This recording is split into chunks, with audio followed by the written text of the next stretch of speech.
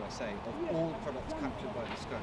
And obviously Germany will be... Well, horror but not surprise. It's been a year we've been waiting for this, and it was an electoral promise of his. However, the fact that he hasn't excluded any countries other than Mexico and Canada, which are large exporters to the US anyway, but has slapped tariffs on the EU, means it's a calculated move designed to damage steel industries abroad and try and foster steel development at home. Now, our estimations actually are that he will actually create job losses net in the supply chain in the US. So it's not going to benefit the US, and it's going to knock off 20,000 direct jobs in the US and perhaps as much as 150,000 indirect jobs in the EU as well. We have a very long trading relationship with the US, and it's very clear, very important to point out, we don't dump.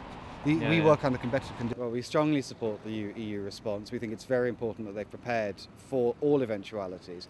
Now, obviously, we can joke about peanut butter as being, it's not exactly vital for the national defence of Europe, but that's not the only thing that they're doing. And the reason that they have to make up that list is because we export 5 million tonnes of steel to the US every year, but we don't import that volume. So if you want to tax in retaliation the same products, you have to list other products to get up to that value. We do import steel. The retaliatory list that the EU drew up does include steel products, but obviously not to the same value. But as I say, this is a tactical response to ensure the US understands the importance of and the significance of the measure that they've undertaken.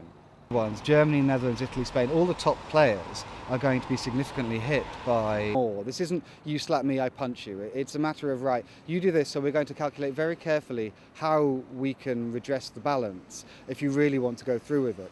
Again, it's about making the US understand that we're all partners in this, and free trade, and it has to be fair, we understand that, but it has to also be rules-based, and you can't go around simply slapping tariffs on things because you feel like it. What we as EUROFER exports are...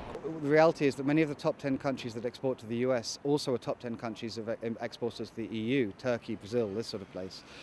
And if they start turning their boats around to send that steel to the EU, we're going to have a problem whereby they're going to try and dump that steel to get rid of it, and that's going to undercut prices on the market.